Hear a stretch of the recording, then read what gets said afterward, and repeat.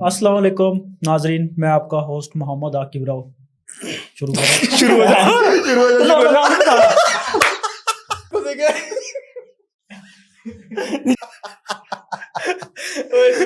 Play button पे हाथ रख। कराची के बहुत ही तगड़े बिल्डर हैं जिन्होंने कराची में अपना नाम रोशन किया। कराची में नाम रोशन करने के बाद अब इस्लामाबाद मूव हो गए हैं। अच्छा देख रहा, बहुत तगड़े, अभी कराची इस्लामाबाद आ गए। नाम बता के बाहर चला जाइए। आज हमारा पहला पॉडकास्ट है। यार इसको चुप करा ले यार। चल लास्ट अस्सलाम वालेकुम, मैं हूं आपका होस्ट मोहम्मद हसन और मैं मोहम्मद आकिब। आज हमारे साथ एक गेस्ट मौजूद हैं हमजा भाई, जो कि कराची से आए हैं। उनका तारुफ करवाते हैं आपको। तो अस्सलाम वालेकुम हमजा भाई, कैसे हैं? वालेकुम सलाम, आप कैसे हैं? खैरियत से हैं? अल्लाह का शुक्र। सुनाएं, कैसा रहा सफर? आपको कोई मुश्किलात तो नहीं पेश आई दरमियान में? नहीं, अल्हम्दुलिल्लाह मुझे यहाँ आके बिल्कुल ऐसा फील हुआ जैसे यहीं पे अपने ही लोग हैं, तो इन्वायरमेंट का ऐसा चीज। तो वेदर का आपको कैसा फील हुआ कराची और इस्लामाबाद के वेदर का डिफरेंस है। देखिए, कराची में एक नेचुरल ब्यूटी, एक लाइक आपका समंदर है, तो इस्लामाबाद की बात की जाए, ग्रीनरी है, हिलीज एरियाज हैं, तो लाइक आपका बहुत अच्छा एनवायरनमेंट है। तो मतलब आप क्या कहना चाहेंगे, इस्लामाबाद आपको कैसा लगा? No doubt Islamabad is a part of Pakistan, और सबसे मेन चीज़ हमारा कैपिटल है, और यहाँ की जो ब्यूटी कैपिटल के हवाले से सीडीए वालों ने मेंटेन करके रखी है, इसके ऊपर। तो भाई मुझे ये बताएं कि कराची के लोगों में और इस्लामाबाद के लोगों में आपको क्या फ़र्क नज़र आया, क्या डिफरेंस है? देखिए, लोगों में फ़र्क नहीं होता, बेसिकली इन्वायरमेंट डिपेंड करता है कि इन्वायरमेंट वहाँ का कैसा है। और Karachi is a commercial hub, तो कमर्शियल पॉइंट ऑफ व्यू से और यहाँ के पॉइंट ऑफ व्यू से तो एक ज़मीन आसमान का फ़र्क है। तो इस वजह से वहाँ पे कमर्शियल डीलिंग ज़्यादा होती है, वहाँ पे इंडस्ट्रीज़ वगैरह जो हैं, तो वो सिटी के अंदर ही हैं। तो इस्लामाबाद के अंदर जो एक प्लस पॉइंट मैं कहना चाहूँगा, यहाँ पे इंडस्ट्रीज़ जो हैं आउट ऑफ सिटी हैं या आउट ऑफ द वे हैं, तो इस वजह से रेजिडेंशियल सेक्टर जो अफेक्ट नहीं होता कमर्शियल। तो भाई आप अपने बारे में कुछ बताना चाहेंगे? आपने कैसे स्टार्ट किया शुरू में? मतलब आपने एजुकेशन से स्टार्ट करते हैं, ठीक है। एजुकेशन के बाद आपने कैसे इतने बड़े बिल्डर बन गए हैं आप? मतलब आप अपने ना लाइफ में जो आपने स्ट्रगल की है, तो उसके बारे में क्या कहना चाहेंगे आप? एक्चुअली सबसे पहले आपको बताना चाहूँगा, I belong to Punjab, Lahore से, और अच्छा। I have done my matric from Lahore. अच्छा। उसके बाद I was move to Karachi. तो मैं अपनी पूरी फैमिली के साथ कराची मूव हुआ था। तो वहाँ पे I started my FSc in engineering, और उसके साथ साथ मैंने वहाँ पे मुझे क्रेज़ था कि मैं टेक्सटाइल जॉब स्टार्ट करूँ। टेक्सटाइल का मुझे क्रेज़ था कि मैं एजुकेशन भी इंजीनियर बनने का था ख्वाब एक। तो मैंने टेक्सटाइल इंजीनियरिंग मैंने एडमिशन लिया एंट्री यूनिवर्सिटी में, जो कि कराची का पहला कैंपस था फैसलाबाद के बाद। अच्छा भाई मुझे ये बताइए कि आपने लाहौर में एडमिशन क्यों लिया? मतलब लाहौर में यूआईटी यूनिवर्सिटी भी है, यूआईटी लाहौर भी है, और भी काफ़ी अच्छी यूनिवर्सिटी हैं। देखिए, जब मैंने मैट्रिक अपना कंप्लीट किया, तो उसके बाद जो अ, एक होता है ना, आपको इन्वायरमेंट नहीं मिल रहा होता कि आपको कोई गाइड कर सके, आपको कोई बेहतर बता सके। तो ऐसे मेरे पास उस टाइम ऑप्शन नहीं था। तो मुझे एक प्लस पॉइंट क्या था, मेरे एक रिलेटिव थे जो वहाँ रहते थे ऑलरेडी। अच्छा, कराची में रहते थे। तो मैंने उनसे डिस्कस किया कि मुझे इस तरह से कुछ आगे अपॉर्चुनिटी क्रिएट करनी है, क्योंकि मेरे मोस्टली जो मेरे रिलेटिव जो मेरे ख़ानदान में लोग हैं, वो मोस्टली बिजनेस करते हैं, तो जॉब में बहुत कम है। तो मुझे ये था कि मैं कुछ ऐसी क्रिएटिविटी करूँ जॉब के अंदर, या कुछ ऐसा खुद अपने पाँव पे सारी चीज़ें कर सकूँ। तो इस वजह से कराची और लाहौर का कंपैरिजन किया जाए, तो कराची के अंदर अपॉर्चुनिटी बहुत है, बिजनेस पॉइंट ऑफ व्यू से, जॉब पॉइंट ऑफ व्यू से। ये तो है। आपको हर तरह के इंसान से वहाँ पे आपका इंटरेक्शन होता है, सीखने को बहुत कुछ आपको मिलता है। तो इस वजह से वी मूव टू कराची। तो वहाँ से मैंने अपनी एजुकेशन भी स्टार्ट की, और अपनी फैमिली को भी वहाँ पे प्रॉपर मूव किया। उसके बाद मैंने जो एक्सप्लोर किया, मैंने इंजीनियरिंग पहले कर रहा था मैं। तो उसके अंदर जो था, मेरे जो क्रेडिट आवर्स थे वो पूरे नहीं हो रहे थे, क्योंकि इंजीनियरिंग थी वो रेगुलर बेसिस पे होनी थी। तो मुझे एक दिन जो हमारे एचओडी थे डिपार्टमेंट के, तो उन्होंने मुझे बुलाया कि हमजा, आप ऐसे कंटिन्यू नहीं कर सकते। 2 सेमेस्टर मैंने इंजीनियरिंग के किए हैं, मैं टेक्सटाइल इंजीनियरिंग के। अच्छा, तो फिर तो उसके वो बाद फिर आपने मैंने leave कर ड्रॉप आउट दिया। किया अपना। ओके। ड्रॉप आउट करने के बाद फिर मुझे कुछ समझ नहीं आ रहा था कि मैं आगे क्या करूँ, क्योंकि एजुकेशन इज़ टू मस्ट, कि आपने अगर अपने करियर ग्रोथ में आगे जाना है, तो ये आपके लिए इम्पोर्टेंट है। तो वहाँ पे मुझे एक फिर ऑप्शन मैं ऐसे एक दिन स्क्रॉलिंग कर रहा था इंटरनेट पे, तो वहाँ मुझे एक ऑप्शन नज़र आया कि आप वीकेंड बेसिस पे आप कोई भी फील्ड चूज़ कर सकते हो। तो मुझे वहाँ पे नज़र आया कि एक बैचलर्स बीबीए की बड़ी हाइप क्रिएट हुई थी बिज़नेस पॉइंट ऑफ व्यू से। तो मुझे था, यार मुझे ये जो सेल्स एंड मार्केटिंग फील्ड, मुझे क्योंकि इंटरेस्ट था उस चीज़ के अंदर। तो वहाँ जाके मैंने उनका विज़िट किया, उनका ऑफ़िस, डिटेल्स नहीं, वो मुझे मतलब अट्रैक्ट की वो चीज़। تو میں نے وہاں پہ ایڈمیشن لیا اور کون سی یونیورسٹی میں؟ میں نے فیڈرل اردو یونیورسٹی میں ایڈمیشن لیا اوکے، جو کہ ویکینڈ بیسس پہ تھا، کیونکہ میں ساتھ ساتھ اپنی ٹیکسٹائل کی جاب کر رہا تھا اور ویکینڈ پہ سیٹرڈے اینڈ سنڈے میری کلاسز ہوتی تھی. تو اس طرح سے I done my BBA from Federal Urdu University. اچھا، تو آپ نے ریل اسٹیٹ کا اسٹارٹ کب سے لیا تھا؟ ریئل اسٹیٹ کا اسٹارٹ یار یہ بھی ایک بڑی انٹرسٹنگ اسٹوری ہے کہ میں اپنی جو ٹیکسٹائل جو جرنی ہے میری اس کے اندر میں نے 3 سے 4 انڈسٹریز بہت پاکستان کی جو ویل نون کمپنیز ہیں، آرٹسٹک ملینئر، صورتی انٹرپرائزز اور لکی ٹیکسٹائل میں نے کام کیا الحمدللہ سے. تو اس کے اندر مجھے ایک میرے آنر تھے امیرکن سیفٹی کے نام سے، جو کہ پاکستان کی لیڈنگ برانڈ ہے جو کہ سیفٹی PPs بناتے ہیں جو کہ ہم ایکسپورٹ کرتے ہیں، ایشیا کے اندر بھی ایکسپورٹ کرتے ہیں اور موسٹلی یورپ میں بھی ایکسپورٹ کرتے ہیں، جس کے اندر گلوز ہو گئے، سیفٹی شوز ہو گئے، کنسٹرکشن ریلیٹڈ PPs جو سیفٹی ہوتی ہیں ساری چیزیں. مطلب ادھر بھی آپ نے سیلس کا کام کیا تھا یا آپ نہیں، وہاں پہ میں بیسکلی تھا I was assistant manager in internal audit department, جو کہ ہمارے کسٹمرز آتے تھے باہر سے تو ان کو پراپر طریقے سے میں کمپنی وزٹ کرواتا تھا، آڈٹ کرواتا تھا، دین جو ہمارے یونٹس نیو بنتے تھے ان کو اپروو کرواتا تھا. اس کے بعد میرے ایک آنر تھے جو کہ میمن کمیونٹی سے تھے، وہاں پہ موسٹلی میمن کمیونٹی بہت زیادہ بیٹھی ہے کراچی میں. بالکل میمن کا بہت بالکل ایسا. تو وہاں پہ ایک دن ہم بیٹھا ہوا تھا، میں اپنے بیٹھا ہوا تھا تو باس تھوڑے سے ڈسٹرب چل رہے تھے کچھ بزنس پوائنٹ آف، کیونکہ ان کے ملٹیپل بزنس چل رہے تھے. تو انہوں نے ڈسکس کیا کہ وہ اپنے کوئی پروجیکٹس کو لے کے ڈیل کر رہے تھے کسی کے ساتھ. تو میں نے ان کو انٹرپٹ کیا کہ sir can I ask something. انہوں نے کہا جی شور. میں نے کہا سر آپ کس چیز کو لے کے بیٹھے ہوئے ہیں، کیا ڈسٹربنس ہے آپ کو؟ تو اس نے کہا یار میں اپنے پروجیکٹ لانچ کیے. انہوں نے کہا تو بٹ مجھے سمجھ نہیں آ رہا کہ میں کس طرح سے اس کو لے کے چلوں. میرا ایک میں سمجھو پہلی زمین لے کے میں اپنا پہلا پروجیکٹ لانچ کرنے جا رہا ہوں. تو کیونکہ میں نے اپنا جو گریجویشن تھا وہ میں نے سیلز اینڈ مارکیٹنگ میں کیا، تو مجھے اسٹریٹجیز پتہ تھی کہ کس طرح سے ہم لے کے اپنے پروڈکٹ کو مارکیٹ میں انٹروڈیوس کروا سکتے ہیں. تو وہاں میں نے باس کے ساتھ کچھ چیزیں بیٹھ کے ڈسکس کی ریلیٹڈ ٹو مائی اسٹڈی جو میں نے پڑھا تھا. تو ان کو باس کو کلک کیا. انہوں نے کہا یار حمزہ تم ایک کام کرو، ابھی 1 ہفتہ 2 کمپنی چھوڑو اور جا کے پروجیکٹ پہ بیٹھو. تو وہ 1 ہفتہ جو میرا ٹرننگ پوائنٹ تھا ریل اسٹیٹ کے اندر آنے کا، تو وہاں سے میں نے آلموسٹ کوئی تقریباً باس کے ساتھ میں نے 4 منتھس کام کیا اس پروجیکٹ پہ. ہم نے ٹیم ہائرس کی بحریہ ٹاؤن کراچی کے اندر اور پراپر طریقے سے ہم نے کام اسٹارٹ کیا. وہاں پہ الحمدللہ میں نے خود کمرشل سیل کیا کیونکہ میری نیٹ ورکنگ تھی ایک. اور اس فیلڈ کے اندر آنے سے پھر مجھے یہ لگا جب میں نے اپنا وہاں پہ ایک اچھی ارننگ کر لی تو مجھے نہیں لگا کہ میں واپس. بالکل حمزہ بھائی کمرشل میں میں نے سنا ہے کہ کمیشن بھی بہت زیادہ ہوتا ہے. ایگزیکٹلی. دیکھیں کمیشن تو وہ ایک الگ اسٹرکچر ہے، بٹ مجھے وہ فیلڈ میں نا جو میری ایک اسٹڈی تھی میں وہاں پہ اپنی امپلیمنٹ کرنے جا رہا تھا، جس کو کہتے ہیں مزہ آنا. ایگزیکٹلی مطلب مزہ آنا شروع ہو گیا. ایگزیکٹلی مزہ. ڈیفینیٹلی جب بندے کے پاس پیسہ آنا شروع ہوتا ہے تو بندے کے پاس مزہ بھی آنا شروع ہوتا ہے. بالکل. اچھا، تو آپ نے جو جتنی بھی گروتھ کی ہے یہ کتنے ٹائم کے اندر کی ہے؟ مطلب کب آپ نے اسٹارٹ لیا تھا اور ابھی آپ مطلب کس پوائنٹ تک آپ میری یہ جو جرنی ہے آلموسٹ کوئی 2 to 3 ایئرس کی جرنی ہے میری آلموسٹ، جو کہ میں نے اپنے گریجویشن کے ساتھ ساتھ کنٹینیو کی. پڑھائی میں نے پارٹ ٹائم کی اور ساتھ میں نے اپنی جاب بھی کنٹینیو. مطلب جاب بھی ساتھ ساتھ چل رہی ہے؟ ایگزیکٹلی بالکل پارٹ ٹائم بالکل ایسا. ساتھ ساتھ اسٹڈی بھی چل رہی ہے؟ بالکل ایسا بالکل گریٹ. اور اس کے بعد ریل اسٹیٹ کا کام بھی آپ نے ساتھ ساتھ الحمدللہ. اس کے بعد جب میں نے وہ جو جب میں نے وہ ریل اسٹیٹ کا ایکسپوجر لیا تو مجھے دوبارہ نہیں لگا کہ میں جا کے ایک سیلری چھوڑ ایک مطلب باؤنڈ ہو جاؤں میں کسی فیکٹری میں جا کے کسی کو رپورٹ کر دوں. یہاں پہ میرے پاس اوپن گراؤنڈ تھا. پہلی sale within a month میں نے سیل کلوز کی. کتنا کمیشن بنا تھا؟ آلموسٹ وہاں پہ جو میرا کمیشن بنا تھا وہ 3 لاکھ بنا تھا. 3 لاکھ. تو وہ جو آپ جاب کر رہے تھے جہاں پر آپ کی سیلری تھی وہاں پہ آپ کو کتنی سیلری تھی؟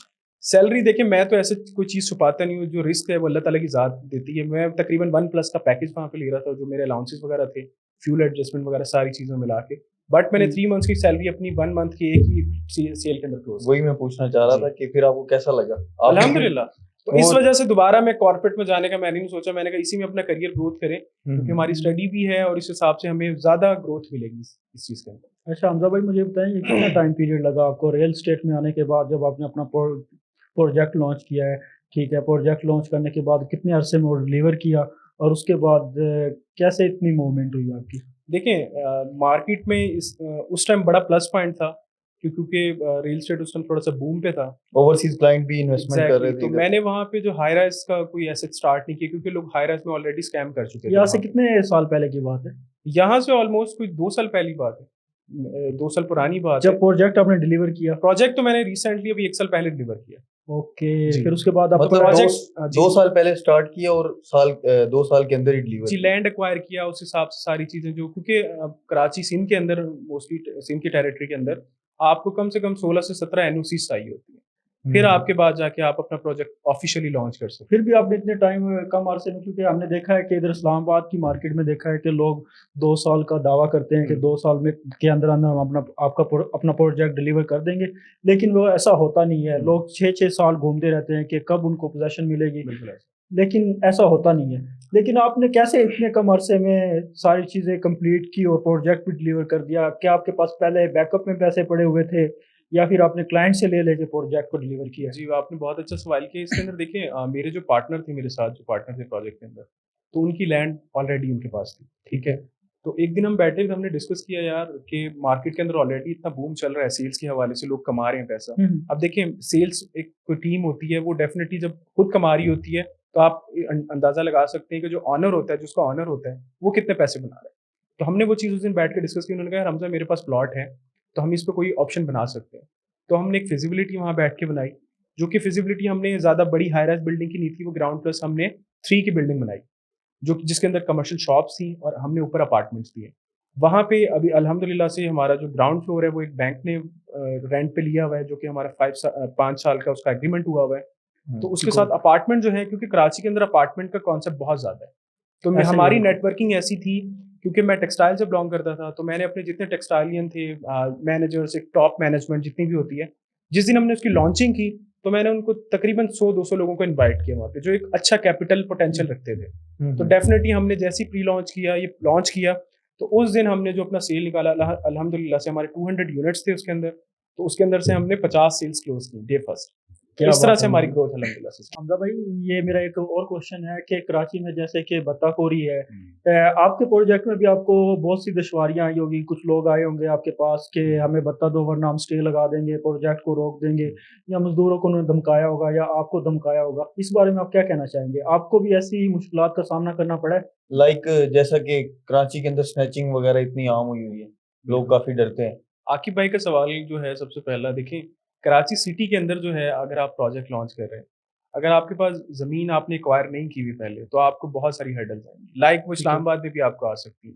لوگ کیا کرتے ہیں موسٹلی ریل اسٹیٹ سیکٹر کے اندر، جس میں جو خراب کیا گیا آج کے دور میں کہنا چاہوں گا، لینڈ ایکوائر کرتے نہیں ہیں، اپنی بورڈنگ وہاں پہ لگا دی، کھڈا بھی نہیں لگتا کہ پروجیکٹ لانچ ہو جاتا ہے، اس کی سیلنگ بھی شروع ہو جاتی ہے.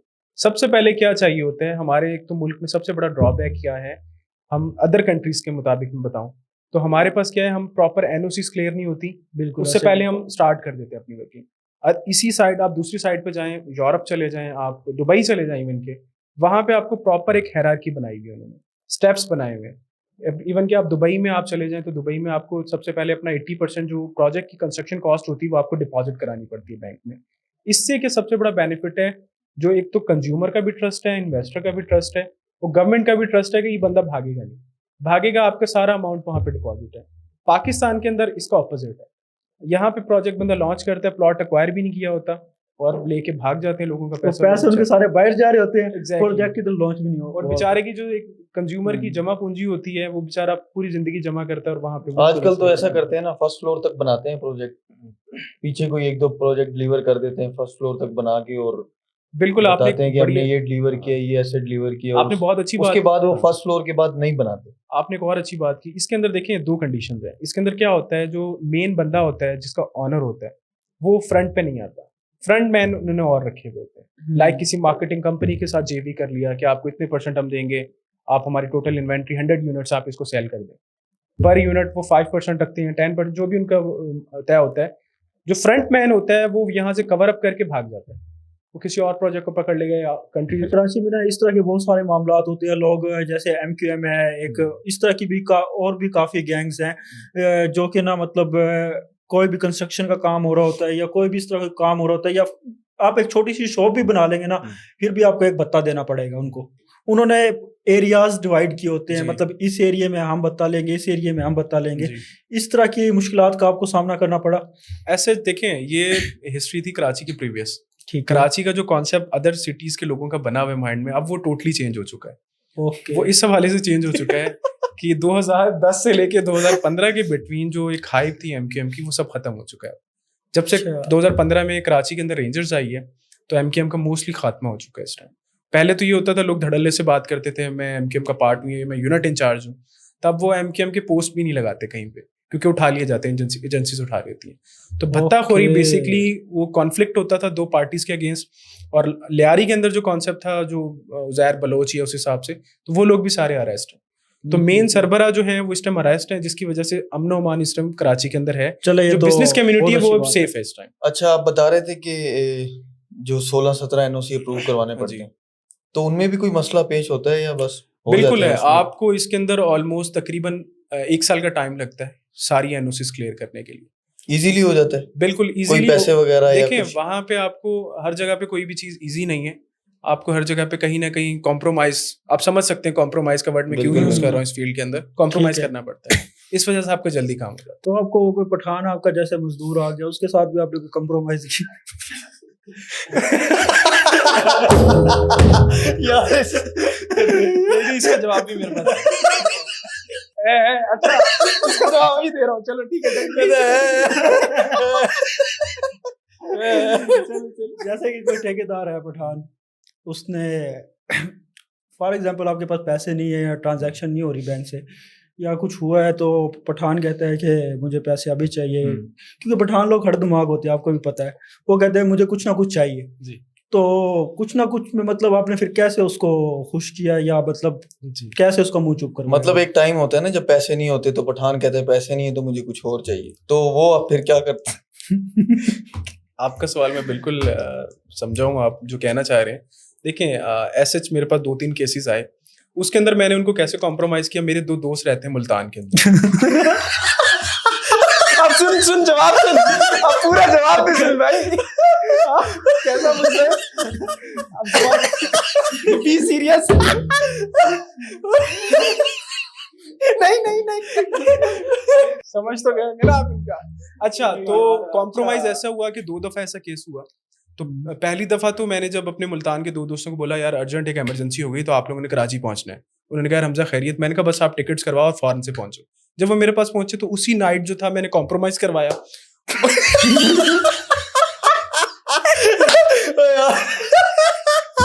अच्छा तो उसके अंदर छोड़ो यार, हमजा भाई किन बातों में लेके बैठ गए? क्यों छोड़ो भाई? नहीं अच्छा, हमजा भाई अब इस्लामाबाद की तरफ आ जाते हैं। अभी नहीं आ रहा, कोई नहीं, मजदूर पठान नहीं था, कोई और होगा यार। उधर गर्मी बहुत ज्यादा है, इस्लामाबाद की तरफ आ जाओ, इस्लामाबाद का एटमॉस्फेयर बहुत अच्छा है, इधर ऐसे लोग नहीं होते। तो पहला जो कॉम्प्रोमाइज था वो बहुत, क्योंकि वो उनको एक तो रास्ते की भी थकावट थी और फिर वो पलंग भी जो टूटे तो उसकी भी थकावट बहुत ज्यादा थी। कराची से आपने मूव किया इस्लामाबाद जी। तो इस्लामाबाद आने के बाद आपको कुछ मुश्किलात का सामना करना पड़ा, या फिर आपको एक जाहिर सी बात है कराची का जो एटमॉस्फेयर है और इस्लामाबाद का जो एटमॉस्फेयर है उसमें काफ़ी डिफरेंस है। तो आप मुझे ये बताएं कि मतलब आपको क्या मामलात तब्दील लगे कराची के और इस्लामाबाद के, और इस्लामाबाद एडजस्ट होने में आपको कोई मुश्किलात आई, इस चीज़ के बारे में आप क्या कहना चाहेंगे? डेफिनेटली आप जब अकेले कहीं मूव करते हैं, एक तो होता है आप फैमिली के साथ मूव करें तो काफ़ी आपको एक सपोर्ट रहता है। जब आप अकेले कहीं मूव करते हैं तो एक आपके पास जब एक विजन बड़ा होता है कि मैंने ज़िंदगी में कुछ करना है अपने लिए, तो इंसान फिर इन चीज़ों को नहीं देखता। स्टार्ट में डेफिनेटली बहुत सारे मैंने कॉम्प्रोमाइज़ किए इस हवाले से कि रहने के हवाले से और खाना पीना ये वो, क्योंकि नया सिटी था, लोगों के साथ इंटरेक्शन इतना नहीं था उस हिसाब से। क्या सोच कर आए थे आप इस्लामाबाद? देखिए विजन, एक मेरा जो विजन बेसिकली है वो ये है कि इस फील्ड के अंदर आप बहुत सारे लोगों को रोजगार दे सकते। मेरा जो विजन ये है कि मैं जो हमारे इस टाइम इन्फ्लेशन रेट इतना चल रहा है कि मोस्टली हम इतना कैपिटल तो नहीं रखते कि हम कोई इंडस्ट्रीज लगा लें, तो ये एक बिजनेस ऐसा है कि आप जीरो इन्वेस्टमेंट से स्टार्ट करके फ्रीलांसर जो आजकल बहुत सारा इन हुआ हुआ है उनको अपने साथ मैं एक स्ट्रेटेजी बना रहा हूँ अपने दोस्त के साथ मिलके। हम फ्रीलांसर्स को ऑनबोर्ड करेंगे जो कि प्रॉपर उसका ऑफिशियल पाकिस्तान में से ऐसे पहले काम नहीं हुआ होगा, उनको हम ऑनबोर्ड करके प्रॉपर तरीके से प्रोफेशनल तरीके से हम काम करेंगे, जो कि हम मेन एरियाज को कवर करेंगे इंशाल्लाह। मेन कौन से एरियाज? E7 E8 हो गया जल्दी।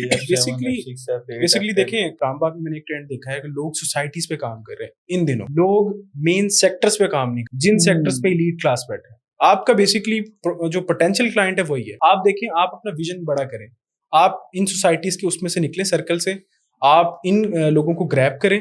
यही क्लाइंट वो है जो कि आपको दुबई, आप अपनी प्रॉपर्टी अगर लॉन्च करते हैं, अपना ऑफिस लॉन्च करते हैं, आपको वहाँ हेल्प आउट करेगा। क्यों? क्योंकि आपका इन्वेस्टर यही है। یہ پاکستان میں کبھی انویسٹ نہیں کرتے, یہ لوگ دبئی میں جا کے اپنی پراپرٹی انویسٹ کرتے ہیں. تو یہ ایک ہمارے لیے جو انیشیل اسٹیج ہے بہت اچھا رہے. اچھا حمزہ بھائی مجھے یہ بتائیں کہ کراچی کے لوگ جو موو کر رہے ہیں میکسیمم لوگ یا تو اسلام آباد آ رہے ہیں یا کسی دوسرے کنٹری جا رہے ہیں. کراچی چھوڑنے کی کیا وجہ ہے؟ کراچی چھوڑ کے وہ لاہور بھی جا سکتے ہیں, ملتان بھی جا سکتے ہیں, لیکن وہ اسلام آباد آنے کی کیا وجہ ہے؟ مطلب ان کو کیا ایسی خاص چیز نظر آتی ہے اسلام آباد میں؟ دیکھیں کراچی سب سے پہلے میں نے جو آپ کو جواب دیا تھا کہ کمرشلائز ہو چکا ہے, ٹھیک ہے. لوگ اپنا اب سیکنڈ ہوم ڈھونڈ رہے ہیں, وہ اس حوالے سے کہ ویکیشن اسپینڈ کرنے کے لیے ان کا ایک اسپاٹ ہونا چاہیے سکون کے لیے. ایگزیکٹلی. ایک تو وہ کہ اپنی وہ سال میں جب بھی فیملی کے ساتھ آئیں ویکیشن اسپاٹ ان کا اپنا ہو, اور واپس جب وہ جائیں وہ ان کو ایک رینٹل انکم دے رہا ہو جو بھی پروڈکٹ ہے. تو اس حوالے سے کیونکہ آپ یہ جو ناردرن ایریاز جتنے ہیں ایون کہ ملک باہر سے لوگ آ کے یہاں پہ ایکسپلور کرتے ہیں, تو کراچی والا بندہ اب اس ٹائم اس لیے انویسٹمنٹ کر رہا ہے. اور میں آپ کو سب سے زیادہ بتاتا چلوں کہ لینڈ سے زیادہ کراچی والا اپارٹمنٹ میں انویسٹ کرتا ہے. تو آپ اس پہ ورکنگ کریں, وہ آپ کو بہت اچھا گین دے گا. کراچی کے لوگ زیادہ تر ناردرن ایریاز والی سائڈ پہ پراپرٹیز ڈھونڈ رہے ہوتے ہیں, اپارٹمنٹ وغیرہ, کیونکہ وہ ویکیشنز میں آتے ہیں. بالکل ایسا. کچھ لوگ ہوتے ہیں جو کہ آتے ہیں اور رہنے کے لیے, اور اس ٹائم پہ وہاں پر جو اپارٹمنٹ کی رینٹل انکم وغیرہ ہے بالکل پہلے تو وہ ملتے ہی نہیں. بالکل ایسا. ملتے ہیں تو پرائسز اتنی ہائی ہوتی ہیں رینٹ کی کہ وہ بندہ افورڈ نہیں کر سکتا. بالکل ایسا. تو زیادہ تر لوگ جو ہے نا اس سائڈ پہ میرے خیال سے جو انویسٹمنٹ بالکل ایسا ہے. تو اب بزنس دیکھیں ٹوریزم کے اندر ہے. آپ میں اگر کمپیریزن کروں انڈیا کا, تو انڈیا جو اپنا اکانومی کا 60% جو ہے وہ ٹوریزم سے کماتا ہے. بالکل ایسے ہی. پاکستان کے اندر انفارچونیٹلی پاکستان کے اندر ہم نے کبھی ان چیزوں کو کیش ہی نہیں کیا. ہمارے پاکستان کو بنے ہوئے 77 ایئرس ہو چکے ہیں, بٹ ہمارا جو کوسٹل بیلٹ ہے, جو ہمارا سمندر کا سندھ اور بلوچستان کا جو کوسٹل بیلٹ ہے وہ تقریباً 1300 کلومیٹر کا ہے, بٹ آج تک اس پہ گورنمنٹ نے کوئی ریزورٹ نہیں بنایا, کوئی ٹوریزم اسپاٹ کے حوالے سے کوئی ایکٹیویٹی. ہمارے ایک لیڈر جو ریسنٹلی تھے, میں نام نہیں لینا چاہ رہا, انہوں نے ناردرن ایریاز والی سائڈ پہ کافی کام کروائے ہیں. اگر آپ نے وزٹ کیا ہو لاسٹ ٹائم, تو وہ جو ڈیم پہ ورکنگ ہو رہی ہے ناران والی سائڈ پہ بھی, تو اس کے علاوہ یہ کراکرم ہائی وے کے ساتھ دھاسو ڈیم جو بن رہا ہے, وہ بھی مطلب دیکھیں ابھی کافی وہاں پہ نا چینجنگ آ چکی ہے. حسن دیکھیں فیوچر جو ہے وہ آپ کا ٹوریزم کا ہی ہے. بالکل ایسے ہی. کیونکہ اب جتنے کنٹریز ہیں, آپ دبئی دیکھو, دبئی کیا تھا, آپ 10 سال پہلے دبئی کی ہسٹری اٹھا کے دیکھ لیں, دبئی کی ویڈیوز آپ دیکھ لیں بن کے, دبئی کچھ نہیں تھا. بالکل انہوں نے وہ کانسیپٹ دیا ہے. آپ کا اگر لیٹ سپوز آپ کا گوادر پورٹ بالکل آفیشیل ہو جاتا ہے, آپ کا آپریشنل ہو جاتا ہے, تو مجھے نہیں لگتا کہ جتنی ٹرانزیکشن ہے دبئی کے تھرو ساری آپ کی پاکستان کے تھرو ہوں گی. وہ تو ایک وہ access easy access exactly. China آپ وہ گھما کے وہاں پہ جا کے دبئی میں وہ کرتا ہے, وہ فری پورٹ ہے بیسکلی, بٹ وہ چارجز کہیں نہ کہیں ہیں ان کے, تو ان کو ٹرانسپورٹیشن جو لگتا ہے وہی جو پیسے وہ. اچھا لگا. تھینک یو سو مچ. سب سے یہ تو پہلے آپ آئے, آپ کا بہت شکریہ. آپ سے مل کے بہت اچھا لگا. تھینک یو سو مچ. آپ ہمارے پروگرام میں آئے اس پلیٹ فارم پہ, تو آپ کا اپنا مور سکسیس اینڈ بلیسنگ انشاءاللہ. تھینک یو سو مچ حمزہ بھائی. اوکے اللہ حافظ. اوکے ناظرین, ہم آپ کو ملیں گے نیکسٹ ایپیسوڈ کے ساتھ. تب تک کے لیے لائک کریں, سبسکرائب کریں اور ڈنڈا اور کمپرومائز کریں.